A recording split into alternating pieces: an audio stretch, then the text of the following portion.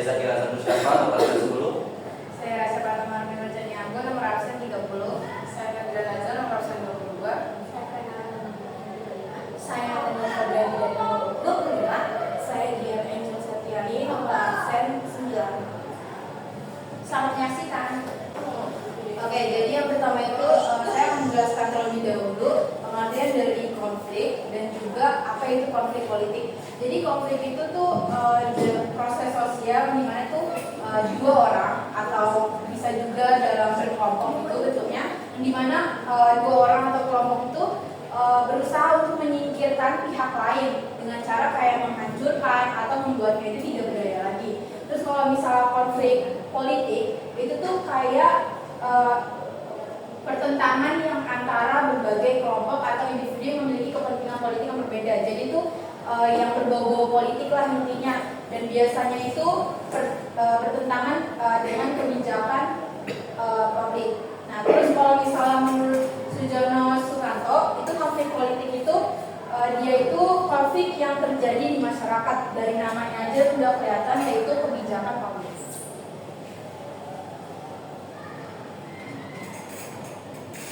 Terus selanjutnya di sini tuh ada video dokumenter terkait konflik reklamasi Teluk Jakarta.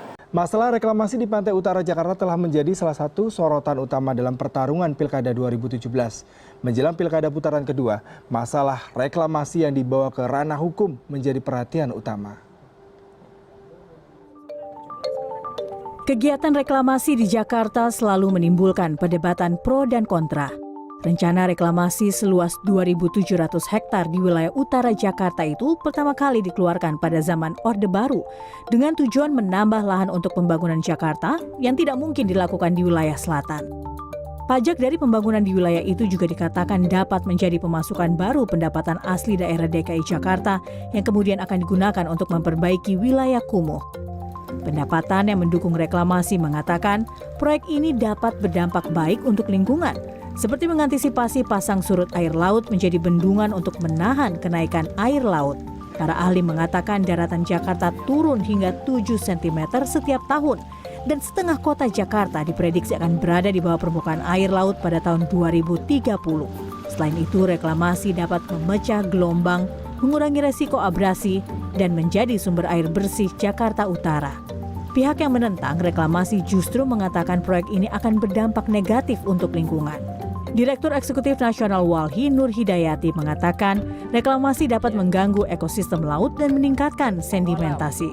Berbagai jenis pohon bakau di Muara Angke dan ribuan jenis binatang laut seperti ikan, kerang, dan kepiting terancam punah akibat penurunan kualitas air yang disebabkan oleh logam berat. Perubahan bentang alam dan aliran air di wilayah Jakarta Utara seperti perubahan tingkat kelandaian, komposisi sedimen sungai, pola pasang surut, dan pola arus laut di sepanjang pantai juga berpotensi memperparah banjir di Jakarta. Kepala Greenpeace Indonesia, Leonard Simanjuntak, mengatakan tidak ada argumen dari pihak pendukung reklamasi yang dapat meyakinkan bahwa reklamasi dapat menyelesaikan masalah lingkungan di Jakarta, seperti banjir, penurunan permukaan tanah, dan pencemaran kronis terhadap sejumlah sungai di Jakarta. Tidak hanya masalah lingkungan, proyek reklamasi 17 pulau itu juga dikatakan akan menyebabkan lebih dari 100.000 nelayan kehilangan sumber pendapatan mereka. Sejumlah nelayan tradisional di Muara Angke mengatakan pulau-pulau reklamasi yang berjarak sekitar 100 meter dari pantai telah menjauhkan ikan dan mengurangi hasil tangkapan mereka hingga 50%. Beberapa nelayan juga mengeluh harus mengeluarkan biaya tambahan untuk membeli solar. Jarak yang harus mereka tempuh untuk mendapat ikan menjadi semakin jauh karena harus memutari pulau-pulau buatan itu. Gabriela Paulina, CNN Indonesia. Oke, jadi konflik reklamasi Teluk Jakarta itu, yang dimana reklamasi itu tuh berarti perluasan lahan yang dimana lahan itu tuh tadinya tuh nggak digunakan, jadi digunakan untuk perluasan lahan. Terus juga ide reklamasi Teluk Jakarta ini tuh muncul pertama kali itu pada tahun 1995. Terus pada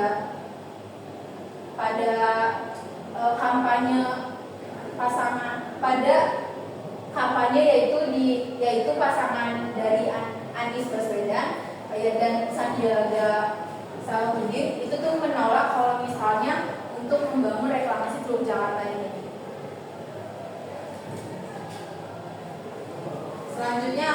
dilanjutkan oleh teman saya Pak. Kemudian kita masuk ke kronologi reklamasi Teluk Jakarta. Jadi rencana reklamasi Teluk Jakarta ini sudah ada di tahun 1995 dan dicetuskan oleh Gubernur DKI Jakarta yang pada saat itu menjabat, itu adalah Widodo Atmajanto. Yang rencana itu didukung oleh Presiden yang saat itu menjabat juga, yaitu adalah Presiden Soeharto, dengan dikeluarkannya keputusan Presiden nomor 52 yang menyatakan bahwa pihak berwenang untuk reklamasi adalah Gubernur DKI Jakarta.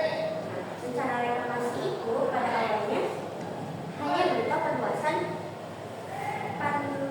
pantura atau pengembangan kawasan Pantai Utara Jakarta. Kemudian pada tahun 1997 terjadilah krisis moneter. Dan juga kemudian tahun 1999 DPRD dan juga pemerintah daerah DKI Jakarta yang saat ini dipimpin oleh Sutioso mengeluarkan peraturan daerah rencana tata ruang wilayah atau RTRW, di mana reklamasi itu masuk ke rencana tersebut dengan tujuan untuk perdagangan dan juga jasa internasional, perumahan dan juga pelabuhan wilayah. Nah, namun keputusan reklamasi ini memperoleh protes dari Kementerian Lingkungan Hidup dan Kehutanan yang pada saat itu dipimpin oleh Zulkifli Hasan. Dengan dikeluarkannya SK nomor 14 tahun 2003. Nah, SK-nya itu berisi tentang ketidaklayakan pengadaan proyek reklamasi Teluk Jakarta. Dari hasil kajiannya, mereka ini menyatakan bahwa reklamasi ini hanya akan berdampak buruk bagi lingkungan dan masyarakat di sekitar kawasan reklamasi, dan dampak buruk tersebut berupa meningkatkan risiko banjir, merusak ekosistem laut, dan juga menyebabkan penghasilan nelayan menurun. Nah, kemudian dari protes tersebut, 6 kontraktor atau perusahaan swasta yang berwenang untuk membangun reklamasi ini menggugat protes tersebut ke PT. Namun gugatan itu mengalahkan pihak Kementerian Lingkungan Hidup dan Kehutanan tanpa diterima bandingnya. Kemudian pada tahun 2008, Presiden yang saat itu menjabat, itu adalah Presiden Bambang Yudhoyono, menerbitkan peraturan Presiden nomor 54 tentang rencana tata ruang Jakarta, Depok, Bogor, Tangerang, Bekasi, Puncak, dan juga Cianjur. Di sana menyatakan bahwa Kepres nomor 52 yang dikeluarkan pada tahun 1995 ini masih berlaku sepanjang tidak bertentangan dengan peraturan di bawah Perpres 2008. Nah, karena hal itu, pada tahun 2009 Mahkamah Agung ini memenangkan pihak Kementerian Hidup dan Kehutanan.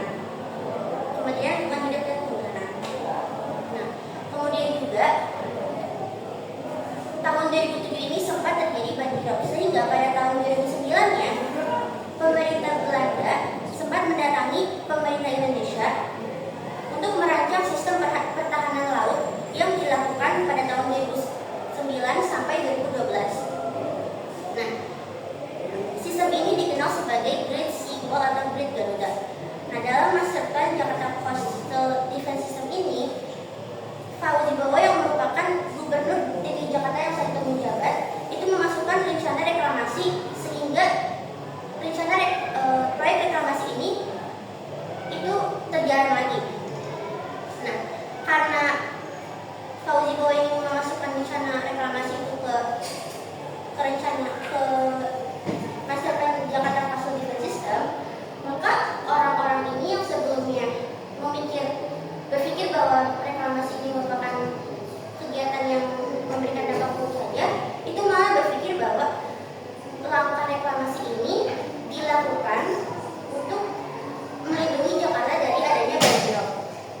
Kemudian pada tahun 2010-nya, Fauzi Bowo ini menerbitkan izin pelaksanaan reklamasi Pulau 2A yang kemudian disebut Pulau D.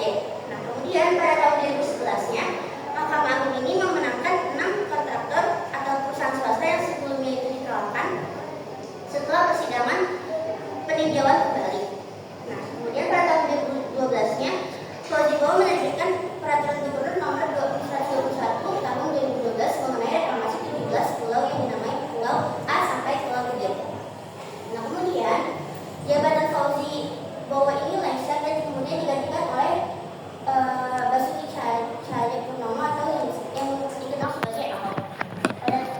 tahunan Jakarta. Kemudian jabatan Fauzi Bowo ini lengser dan digantikan oleh Basuki Cahayapurnama atau yang dikenal sebagai Ahok. Nah, di tahun 2014 beliau ini kemudian jabatan Fauzi Bowo ini lengser dan digantikan oleh Basuki Cahayapurnama atau yang dikenal Ahok. Nah, Ahok ini mengeluarkan 4 izin reklamasi Pulau G, F, I, K. Namun langkah yang diambil oleh Ahok ini bisa dibilang sebagai langkah yang salah, karena dengan Ahok mengeluarkan 4 izin itu, beliau mendapatkan gugatan dari para nelayan yang tergabung dalam Persatuan Nelayan Tradisional Indonesia.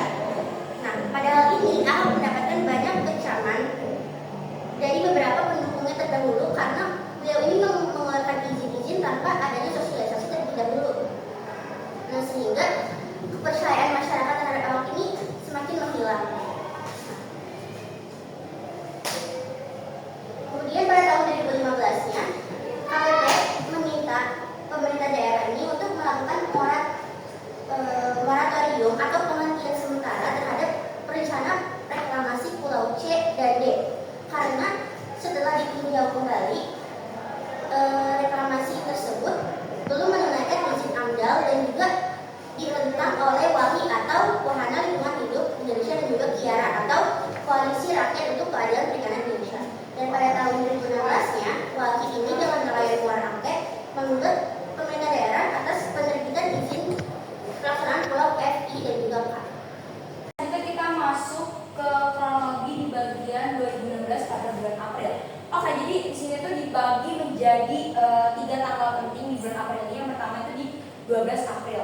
Nah, jadi kita perlu tahu kalau misalkan di tahun 2015 ini memang pemerintah daerah itu sempat mengajukan raperda rancangan peraturan daerah mengenai zonasi kawasan reklamasi. Karena kita tahu ya kalau misalkan kawasan reklamasi itu masih dalam perdebatan karena itu diantara otonomi daerah Jakarta sama kawasan strategis nasional yang dipegang oleh pemerintah pusat. Makanya pemerintah daerah DKI Jakarta ini ingin mengajukan raperda agar kawasan zonasi reklamasi ini menjadi jelas gitu, yang mana hak untuk Jakarta atur. Namun di 12 April ini DPRD itu memutuskan untuk menghentikan pembahasan raperda ini, yaitu tentang zonasi reklamasi yang dikirimkan Pemda DKI pada tahun 2015. Nah, lalu di 2 hari setelahnya di 14 April itu DPR mengadakan rapat bersama dengan Kementerian Lingkungan Hidup dan Kehutanan. Pokoknya di rapat itu tuh isinya Komisi 4 dan Kementerian Lingkungan Hidup dan Kehutanan ini serta Kementerian Kelautan dan Perikanan ini menyatakan bahwa reklamasi ini harus dihentikan karena akan ada dampak buruk dari reklamasi, baik dari gejolak masyarakat maupun ada sedikit kasus mengenai reklamasi di timeline sebelumnya. Nah, lalu di 18 April akhirnya Menko Maritim ini memutuskan, yaitu si Rizal Ramli memutuskan untuk reklamasi ini harus dihentikan dulu sementara atau moratorium untuk pulau C, D, E, dan G. Dan selanjutnya itu pada di 2016 Juli itu tuh Presiden Jokowi yang saat itu menjabat sebagai presiden itu tuh melakukan reshuffle atau pergantian kabinet menteri, yang dimana Rizal Ramli sebagai Menko Maritim itu digantikan oleh Luhut Binsar Panjaitan. Jadinya jabatan Kemenko Maritim ini tuh sudah berpegang tangan gitu, sudah berpindah tangan.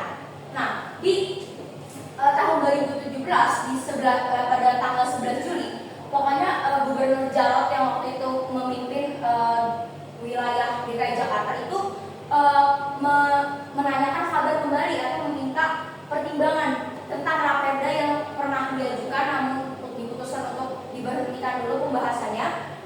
Itu tuh sudah bisa dilanjutkan atau tidak. Nah, terus di Agustus ini juga terdapat perkembangan dari KLHK. Kita tahu dari KLHK kan yang menolak, yang memutuskan untuk harus dilakukan pemberhentian sementara. Tapi di sini KLHK itu sudah setuju agar sanksi moratorium itu dicabut karena AMDAL, karena menurut KLHK AMDAL di Pulau G ini sudah sesuai. Karena KLHK juga menganggap bahwa syarat-syarat atau AMDAL dari beberapa reklamasi yang dilakukan moratorium ini dipenuhi gitu. Nah, lalu pada akhirnya di bulan Oktober Kemenko Maritim yaitu Luhut Binsar Panjaitan ini akhirnya memutuskan untuk mencabut moratorium Pulau C dan D. Mengapa? Karena kan tadi kita tahu ya bahwa KLHK sebagai pemerintah pusat itu sudah akhirnya setuju menyatakan oke ini bisa dicabut moratoriumnya. Jadi KLHK itu juga sudah memberikan izin pencabutan dan dianggap oleh Kemenko Maritim Luhut ini oke, pemerintah pusat sama pemerintah daerah itu sudah koheren, jadi tidak ada alasan yang membuatkan moratorium ini tetap lanjut. Nah, lalu pada Pilkada DKI Jakarta 2017 kita tahu juga bahwa di saat itu tuh Anies Baswedan dan Sandiaga Uno yang terpilih menjadi menjadi gubernur DKI Jakarta. Nah, pada saat mereka kampanye, paslon tersebut kampanye, mereka menjanjikan bahwa mereka akan menolak reklamasi dan ketika mereka menjadi gubernur DKI Jakarta, itu mereka akan mencabut izin reklamasi. Nah, makanya saat mereka sudah terpilih dan menjabat, rakyat ini, masyarakat DKI Jakarta ini menagih janjinya, yang akhirnya tuh tagihan janji ini tuh disikapi oleh Anies Baswedan bahwa mereka harus memberhentikan pembangunan, menghentikan sementara pembangunan Pulau C, D, dan D, dan mereka juga menyegel bangunan-bangunan ada di Pulau C dan D dan mencabut IMB-nya. Lalu di tahun 2018 bulan September juga Anies Baswedan itu mengeluarkan SK untuk mencabut izin 13 pulau reklamasi. Jadi benar-benar pembangunan di situ sama sekali dilarang, tidak mendapatkan izin, dan atas SK yang dikeluarkan ini yaitu menghadapi gugatan dari 4 pengembang atau 4 developer yang sudah terlanjur menanamkan investasi di sana. Lalu pada akhirnya di tahun 2019 tepatnya di bulan Juni, Anies itu memutuskan untuk menerbitkan IMB kepada 932 gedung di Pulau D yang sempat disegel, dan ia memutuskan bahwa akhirnya reklamasi di Pulau C, D, G, dan N itu dilanjutkan saja karena memang sudah setengah jalan dengan catatan bahwa reklamasi ini harus menguntungkan dan bermanfaat bagi semua kalangan masyarakat. Yang selanjutnya yaitu faktor penyebab adanya konflik reklamasi Teluk Jakarta. Yang pertama yaitu karena karakteristik kebijakan atau undang-undang tentang proyek reklamasi yang tidak jelas.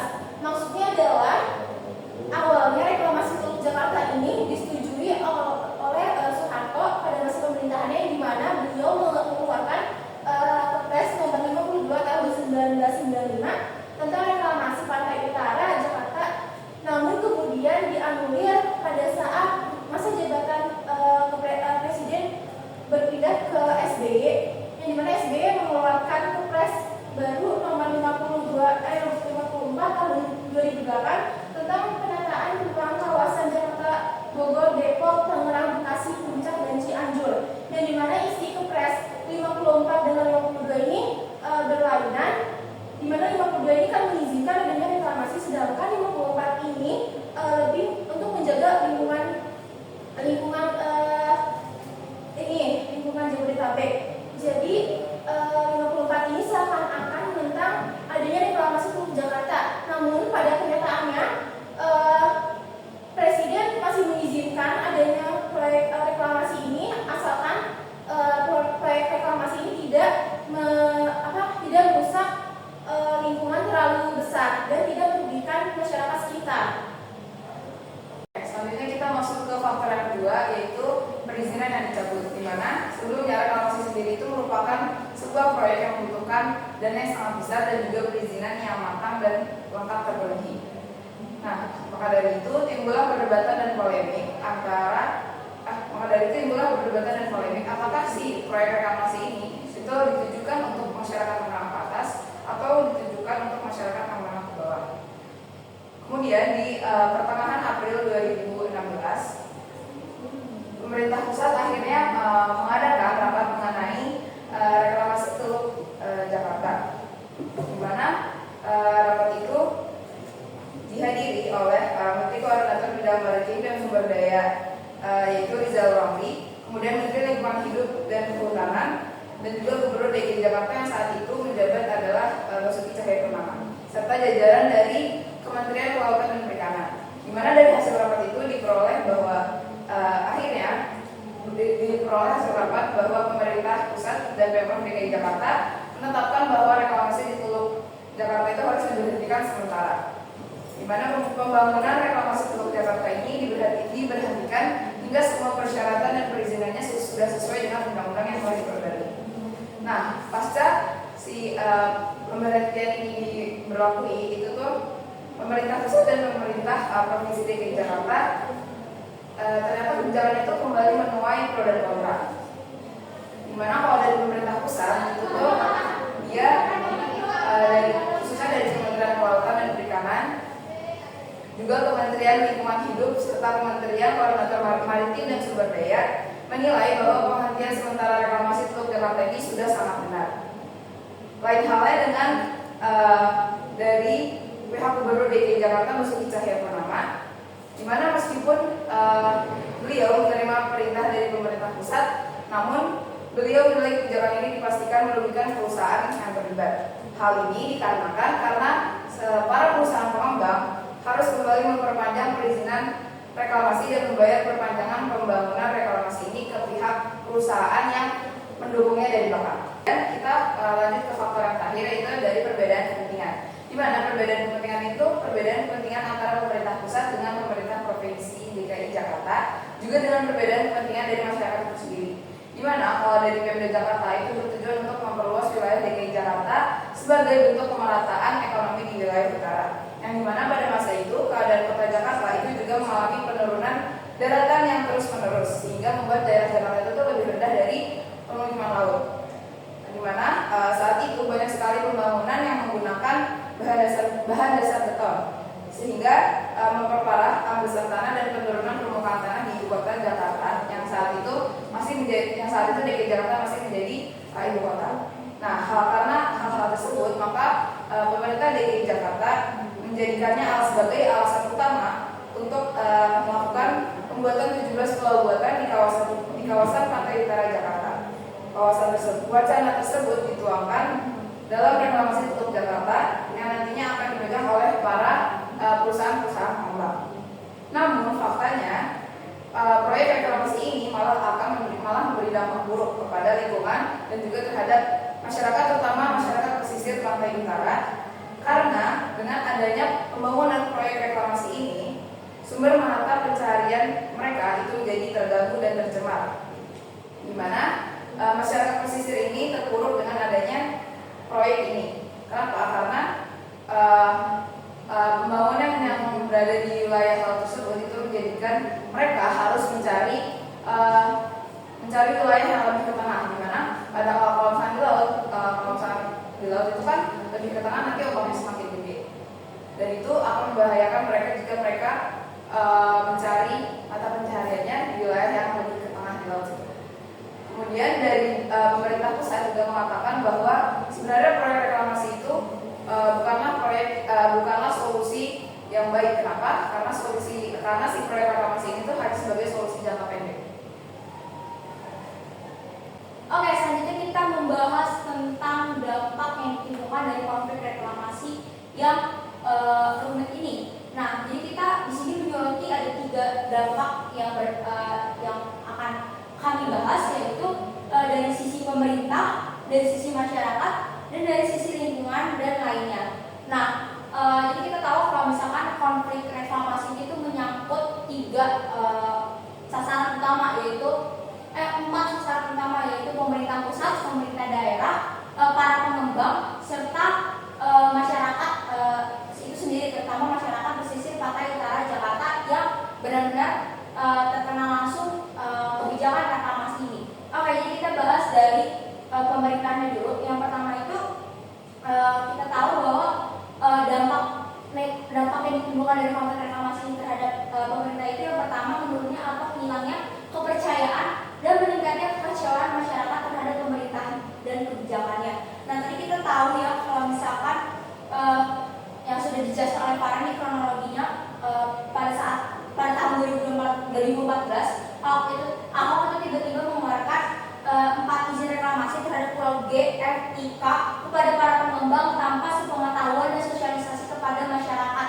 Jadi masyarakat, terutama masyarakat pesisir pantai utara Jakarta ini tidak mengetahui bahwa izin dari reklamasi ini sudah dikeluarkan. Padahal kita tahu masyarakat tersebut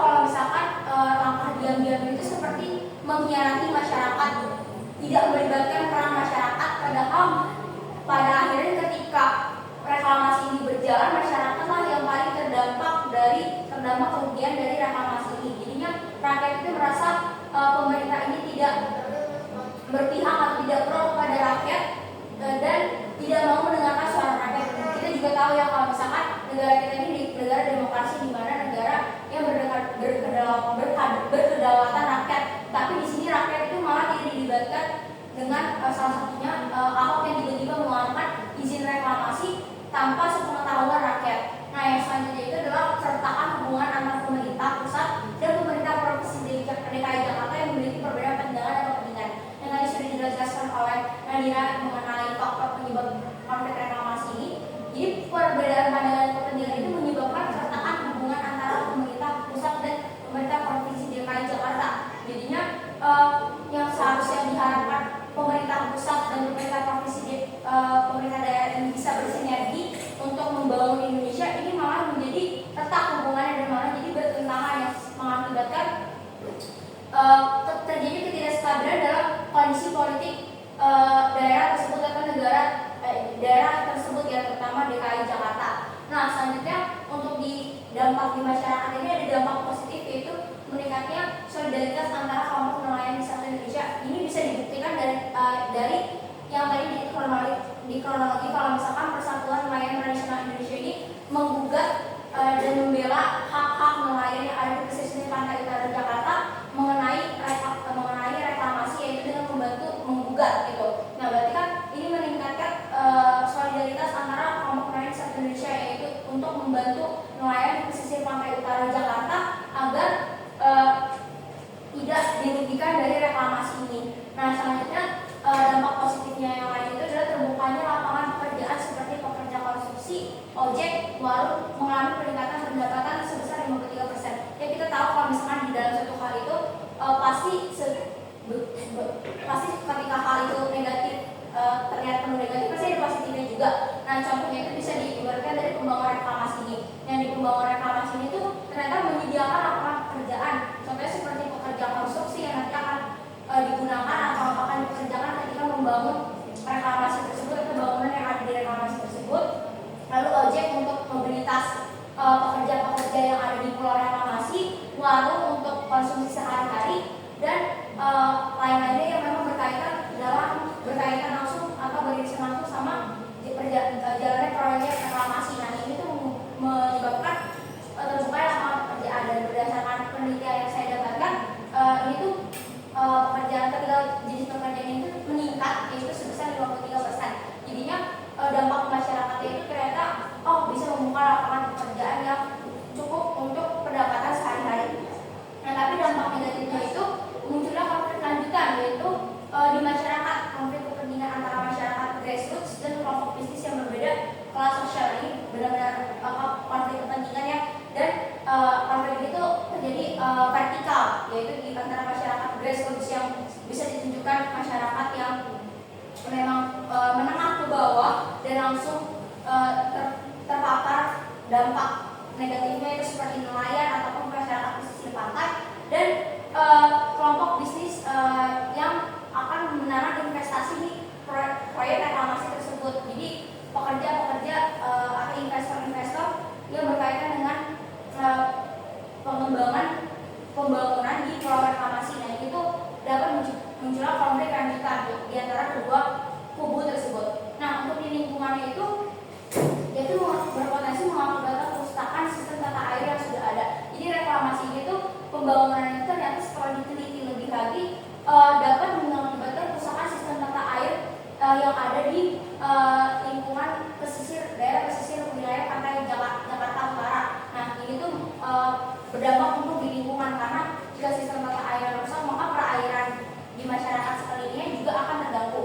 Nah, selanjutnya itu berpotensi meningkatkan frekuensi terjadinya banjir. Nah, memang reklamasi itu dapat mencegah terjadinya banjir rob, tapi tidak banjir-banjir yang ada di dalamnya seperti dari sungai ataupun banjir yang disebabkan oleh kasus meluap di sehari-hari di Jakarta. Itu justru malah meningkatkan frekuensinya terjadi banjir yang sejenis tersebut. Nah, yang selanjutnya itu adalah hilangnya cagar alam muara angke.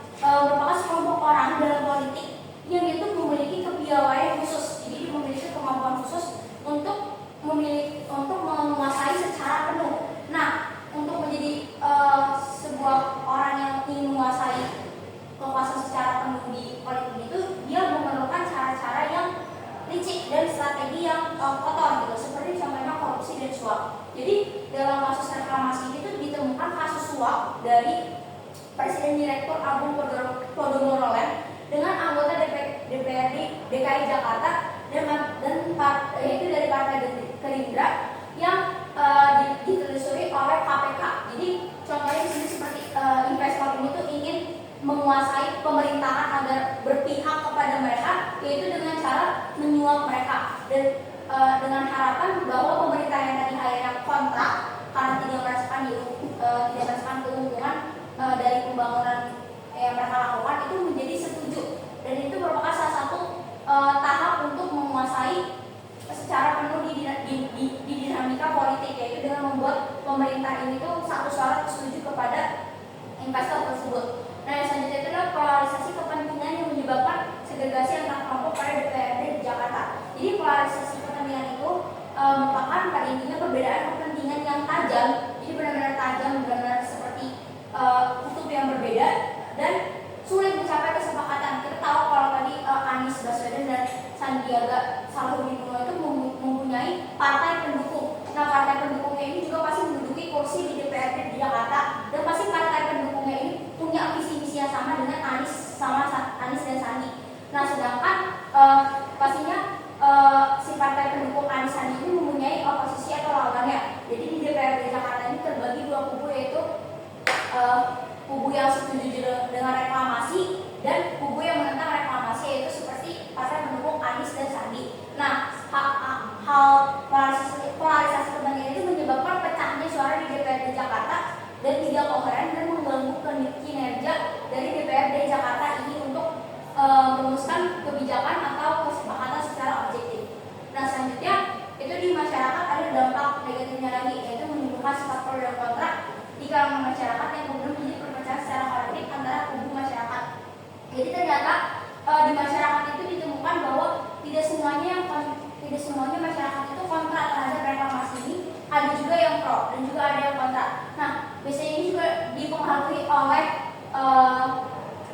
sikap mengidolakan atau mendukung pemerintahan. Jadi ada yang mendukung pemerintahan pusat yang saat itu menyetujui, dan ada juga yang sikap mendukung dan ada juga sikap yang menyatakan kontra, yaitu bahwa reklamasi ini tidak sepantasnya untuk dilakukan karena merugikan masyarakat. Nah, jadi sikap pro dan kontra ini tuh menimbulkan perpecahan. Jadi ada yang merasa bahwa seharusnya reklamasi dilakukan, dan ada juga yang merasakan tidak harus dilakukan karena merugikan masyarakat dan lingkungan sekitar reklamasi tersebut. Selanjutnya, dapat membuat nelayan kehilangan pekerjaan atau berganti profesi. Nah, jadi di reklamasi itu banyak menimbulkan kerusakan lingkungan yang menyebabkan juga penurunan jumlah ikan. Nah, penurunan jumlah ikan ini menyebabkan nelayan itu menjadi susah menangkap ikan, dan hasilnya pun, pendapatannya pun juga otomatis berkurang. Jadinya yang tadinya sehari-hari mendapatkan pendapatannya rata-rata misalkan 100.000 itu menjadi lebih turun dari 100.000 karena memang reklamasi ini tuh mengakibatkan jumlah ikan-ikan yang ditangkap ini menjadi berkurang gitu. Nah, ini itu juga mengancam profesi nelayan, dan juga reklamasi ini tuh membuat nelayan itu tuh harus lebih ekstra berusaha dalam menangkap ikan, karena reklamasi ini kan menutupi wilayah yang biasanya mereka lakukan untuk mereka tempati untuk menangkap ikan. Nah, jadi nelayan ini harus memutar lebih jauh, yang dimana itu juga menghabiskan bensin kapal tersebut, bensin perahu tersebut, dan juga kadang tidak jarang perahu dari nelayan ini tuh tidak sengaja menabrak pulau reklamasi ini, jadinya perahunya menjadi rusak. Jadi di situ pekerjaan nelayan itu perlahan-lahan tuh mulai dirugikan gitu. Jadi yang tadinya tidak mengurusi biaya mengenai kerusakan kapal dan uang bensin yang bertambah, itu malah menjadi mengurusi gitu kan akibat reklamasi ini. Dan juga reklamasi itu menawarkan dua pilihan, yaitu dengan warga-warga di sekitar itu untuk tinggal di rusun dan bersedia rumahnya untuk digusur gitu, apalagi yang berkaitan dengan di tepi pantai. Nah, jadi ketika mereka ditempatkan di rusun ini, nelayan-nelayan itu otomatis akan jauh dari laut, dan mereka tuh terancam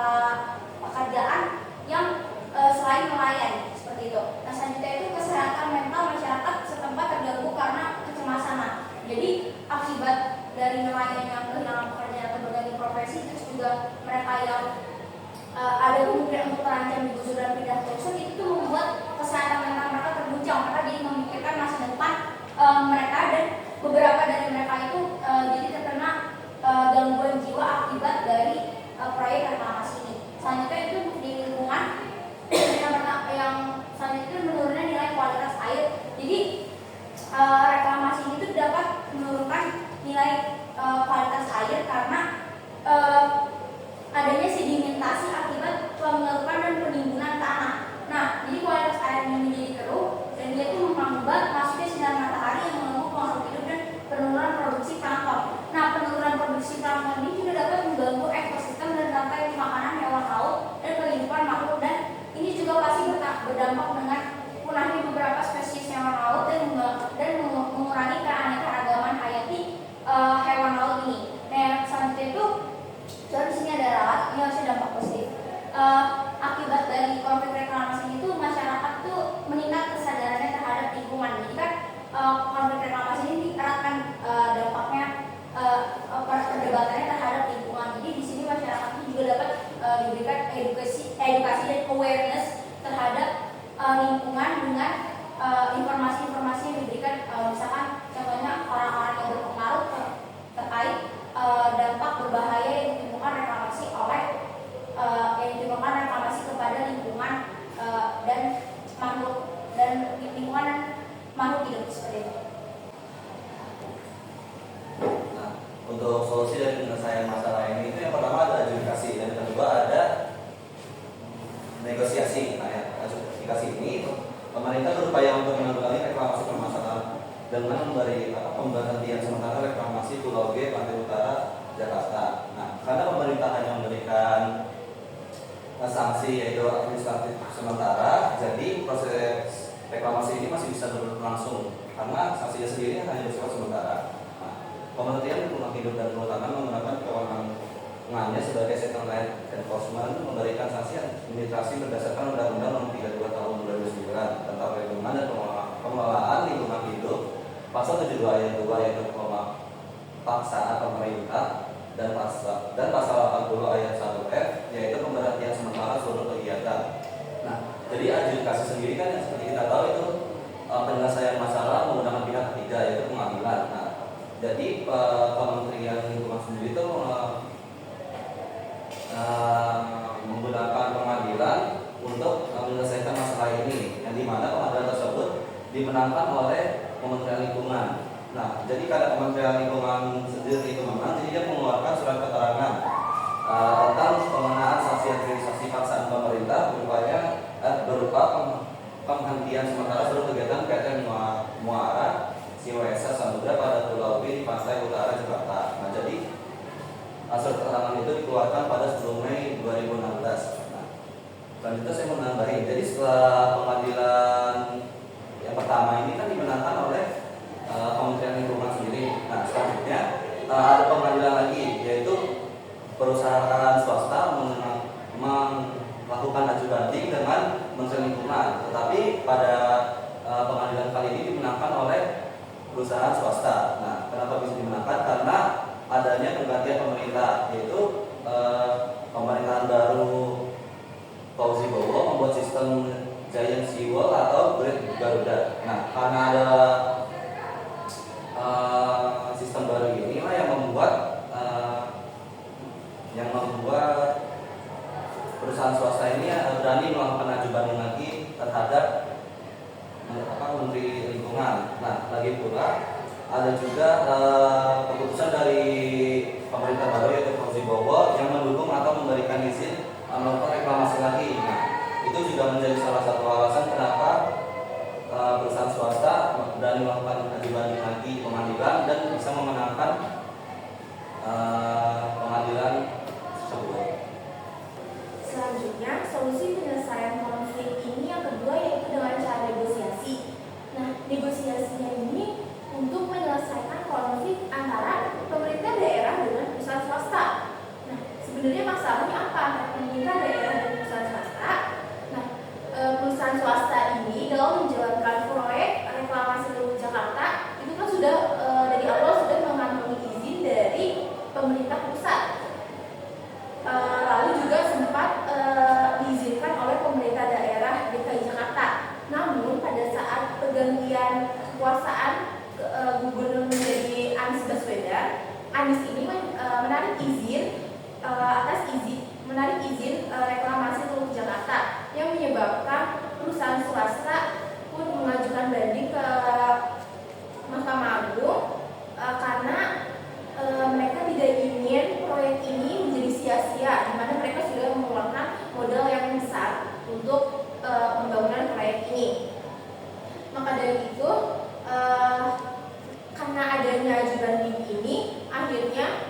pemerintah daerah akan menyepakati untuk melanjutkan proyek reklamasi dengan syarat pihak swasta melakukan reklamasi dengan imbalan mendapat hak memanfaatkan lahan hanya seluas 35% dari keseluruhan lahan. Setelah itu seluruh daratan itu adalah milik pemerintah DKI dan swasta hanya berhak menggunakan 35% lahan hasil reklamasi sesuai dengan ketentuan yang ada, kata Gubernur DKI Jakarta Anies Baswedan. Nah, dalam memanfaatkan area reklamasi, pihak swasta harus mengikuti Peraturan Gubernur Nomor 206 Tahun 2016 tentang Panduan Rancang Kota Pulau C, Pulau D, Pulau E, dan reklamasi kawasan strategis Pantai Utara Jakarta. Pergub itu mengatur tentang rencana tata ruang di lahan hasil reklamasi tersebut. Jika tidak ada pergub tersebut, maka tidak bisa ada kegiatan pembangunan di lahan hasil reklamasi Anies. Jadi sebelum Anies ini mengizinkan kembali untuk dilanjutkannya proyek reklamasi, Anies ini memaparkan Kepres nomor 52 tahun 1995 dan dalam Perda nomor 8 tahun 1995 yang dimana pemerintah menugaskan pihak swasta untuk melaksanakan reklamasi dengan dibuatnya perjanjian kerjasama antara pemerintah DKI dengan pihak swasta di tahun 1997 yang isinya tadi itu adalah pihak swasta hanya boleh memanfaatkan lahan hasil reklamasinya itu 35% dan nanti sisanya itu yang berwenang adalah pihak pusat dan pihak dari DKI Jakarta. Karena dari awal ini juga sebenarnya konflik adanya penyelesaian negosiasi ini karena pihak DKI Jakarta juga merasakan keresahan warga yang tidak ingin lahannya atau wilayahnya dikuasai sepenuhnya oleh pihak swasta setelah pihak swasta ini membantu proyek reklamasi dengan menjadi kontraktor atau yang membantu jalannya reklamasi ini. Maka dari itu pihak Anies Baswedan akhirnya menyetujui melanjuti reklamasi ini dengan syarat yang harus pihak swasta setujui. Kalau tidak, maka pemerintah DKI Jakarta tidak akan menyetujui untuk melanjutkan proyek tersebut. Saya Olivia Putra dari nomor absen 16. Jadi saya ingin bertanya, jadi kenapa sih untuk izin untuk reklamasi ini itu belum lengkap dan dicabut? Apakah ada persyaratan yang memang belum bisa dipenuhi dan apakah alasan dari kelalaian tersebut? Terima kasih. Akila dari absen 24 izin bertanya. Jadi kan kalian sudah menjelaskan tentang dampak dari konflik tersebut. Nah, menurut kalian ada nggak sih dampak dari luar negeri atau secara internasional dan apakah dampak tersebut itu bisa mempengaruhi keadaan politik di Indonesia? Terima kasih. Saya Vila Harunisa dari nomor urut 11. Sebelumnya saya izin bertanya, tadi kan sudah dijelaskan kalau misalnya Anies Baswedan sama Sandiaga Uno itu di masa kampanye menyatakan menolak reklamasi. Ada nggak sih alasannya kenapa mereka itu menolak reklamasi ini? Terima kasih. Perkenalkan, nama saya April Nurhan, nomor 13. Di sini saya mau nanya, kenapa tiba-tiba pada tahun 2009 Mahkamah Agung itu memenangkan pihak KLHK?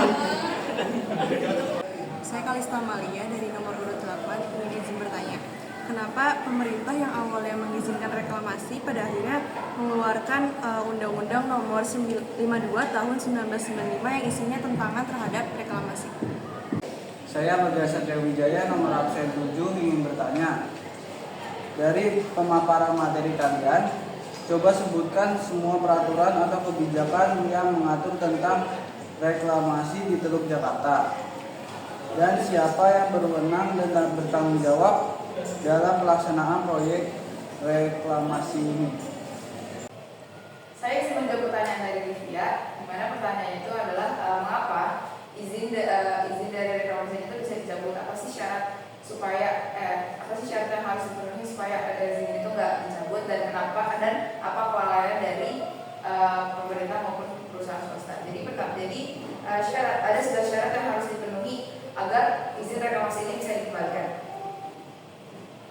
Oke, yang pertama itu ada pengembang sudah harus menghentikan seluruh kegiatan reklamasi sampai terpenuhinya perintah lainnya hingga sanksi berakhir. Kemudian syarat yang kedua, pengembang harus memperbaiki dokumen dan izin lingkungan Pulau C. Kemudian syarat yang ketiga, kementerian meminta pengembang mengubah dokumen lingkungannya seperti analisis mengenai dampak lingkungan atau yang disebut AMDAL dengan mengacu pada kajian lingkungan hidup sementara.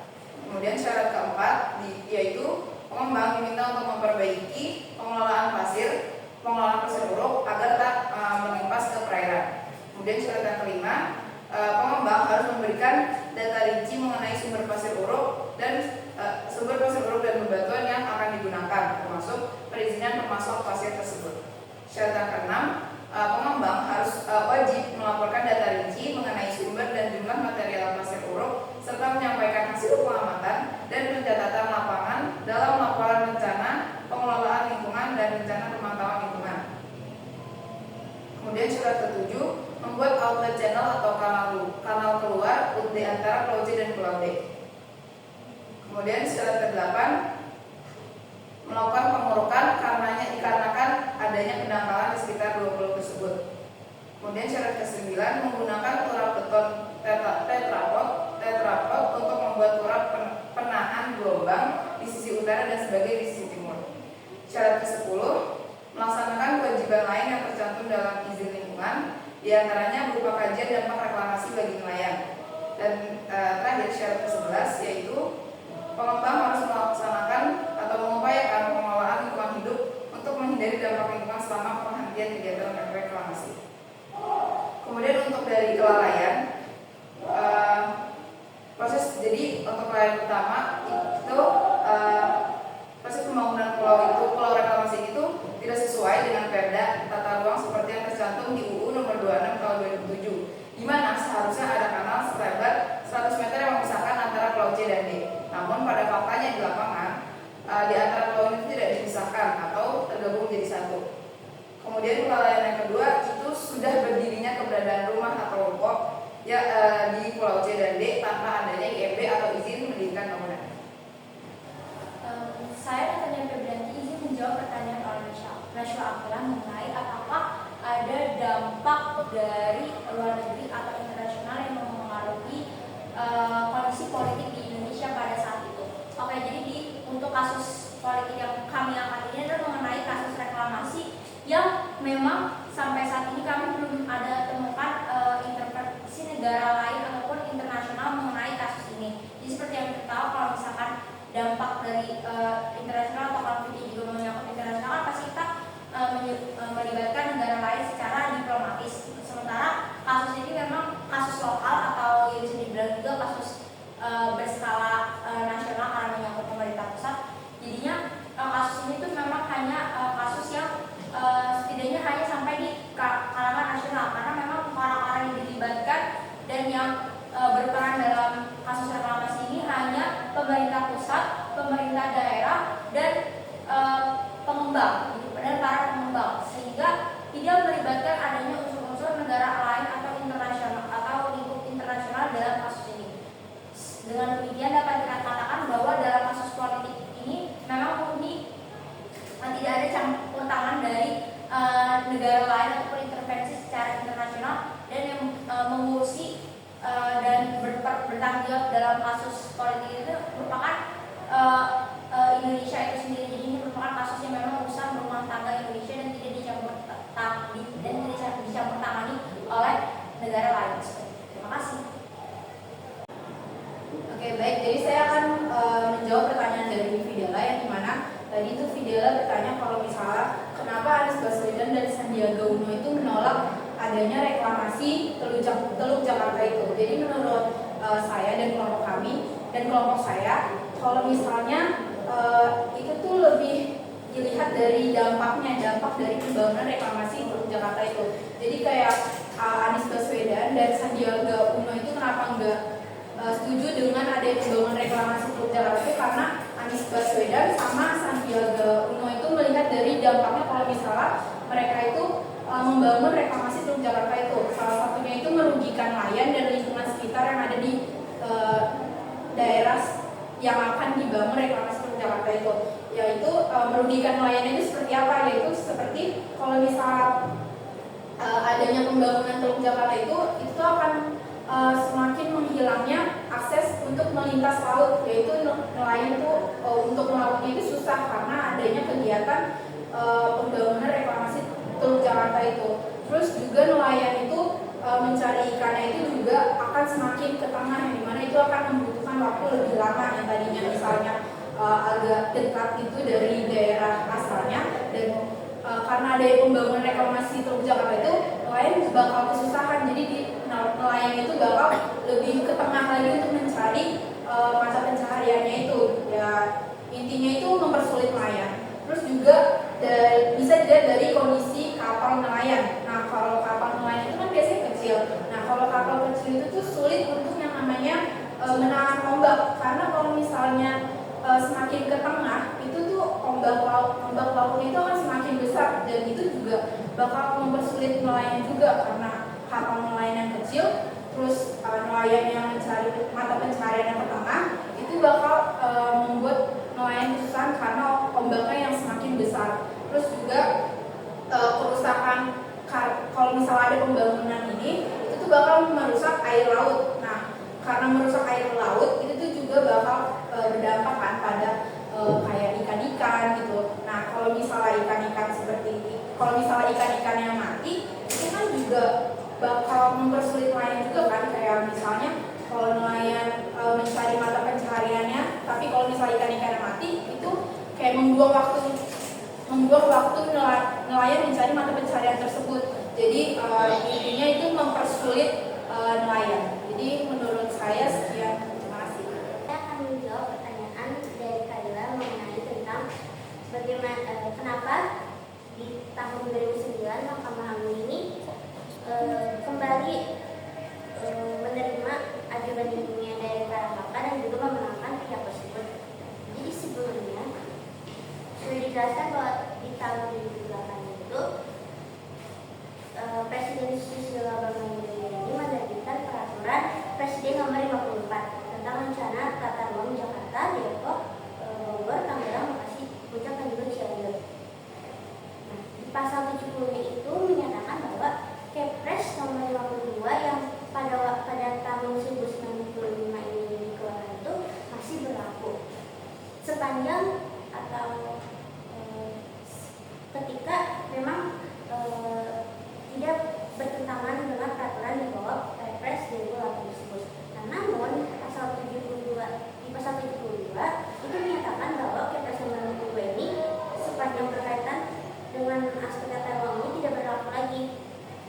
Jadi kedua pasal ini saling bertentangan sehingga menimbulkan perbedaan menghasilkan perdebatan mengenai isi dari Kepres nomor 52 ini. Maka dari itu Mahkamah Agung ini memenangkan pihak dari KLHK ini. Saya izin menjawab pertanyaan dari Kalista Amalia yang pertanyaannya adalah kenapa awalnya Presiden itu justru yang mengidekan adanya reklamasi Teluk Jakarta, namun saat berganti kepemerintahan ke SBY, justru SBY itu mengeluarkan Kepres yang seakan-akan melarang dilanjutkannya reklamasi Teluk Jakarta. Jadi alasannya itu karena Kepres yang dikeluarkan oleh SBY dikeluarkan di tahun 2008, yang dimana sebelum tahun tersebut Jakarta dilanda banjir rob yang menyebabkan banyak sekali dampak buruk yang dialami oleh masyarakatnya. Nah kemudian maka dari itu pemerintah itu lebih aware lagi sama daerah Jakarta dan masyarakatnya, sehingga SBY dengan kesadaran penuh